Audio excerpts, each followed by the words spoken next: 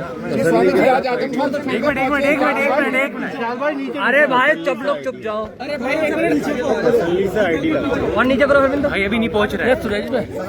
स्वामी जी आज आजम भाई से मिलने पहुंचे हैं, क्या कहेंगे? वहाँ थोड़ी सी आईडी उठाओ। आज राज्यसभा से प्रेरित होकर के भाजपा सरकार ने जो ज्यादती इस देश के और उत्तर प्रदेश, विशेष रूप से उत्तर प्रदेश नीचे करो और नीचे करो वरिष्ठतम और नीचे करो नेता श्री आजम खान साहब के साथ दुर्भावनापूर्ण कार्रवाई की गई, वाकई में वो अत्यंत चिंतनीय है। और इतने बड़े नेता को मुर्गी चोरी, भैंस चोरी जैसे छोटे और घटिया आरोप लगा करके लंबे अंतराल तक जेल की सलाखों में रखा। हम समझते हैं विशाल भाई मोबाइल थोड़ा सा, इतनी दरिंदगी तो इमरजेंसी में भी किसी नेता के साथ नहीं हुई थी। जो दरिंदगी आजम खान साहब के साथ हुई है, एक तरीके से वो लोकतंत्र पर बदनुमा दाग है। स्वाभाविक रूप से तानाशाही रवैये की शिकार भाजपा सरकार ने आपके साथ भेदभावपूर्ण जो बर्ताव किया है, उसकी जितनी भी निंदा की जाए उतनी कम है। आपके साथ जो जनजातीय अत्याचार, अन्याय हुआ है, सरकार ने बदले की भावना से जो हिंसात्मक कार्य किया है, उसकी मैं घोर निंदा भी करता हूं। और आज की ये मुलाकात विशुद्ध रूप से औपचारिक भेंटवार्ता है, क्योंकि लंबे अंतराल के बाद माननीय न्यायालय द्वारा जमानत पर आप जेल से बाहर आए हैं।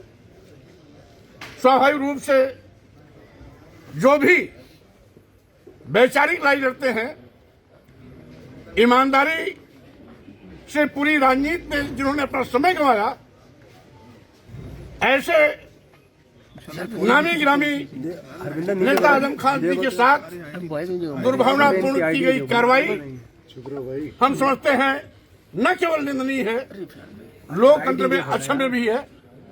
इसकी घोर निंदा करता हूं।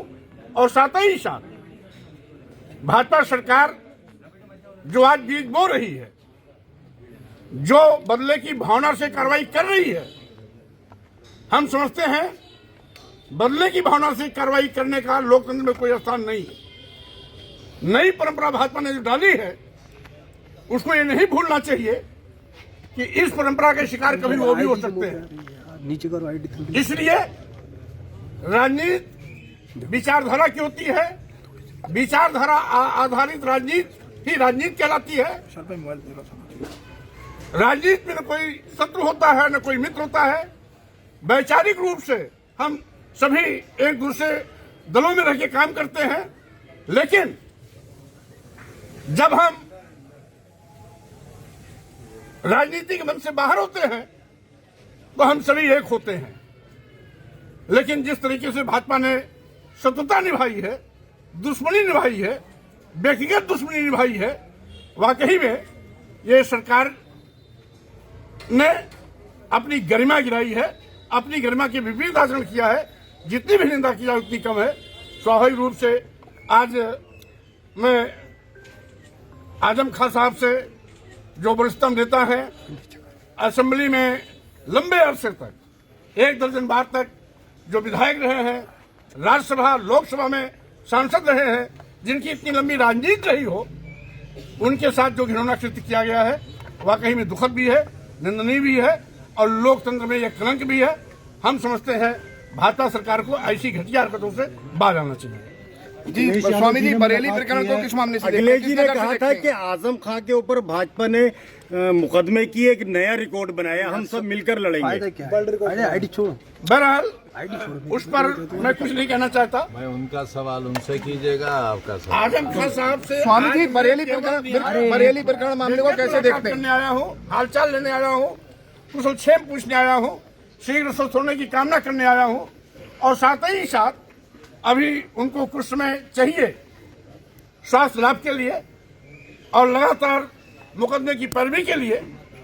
इससे जब उससे मुक्त होंगे तो हम लोग विस्तार से फिर बैठेंगे, फिर से बात भी करेंगे। बरेली घटना पे क्या कहना चाहेंगे? बरेली घटनाओं किस तरह से देखते हैं? बरेली घटना भी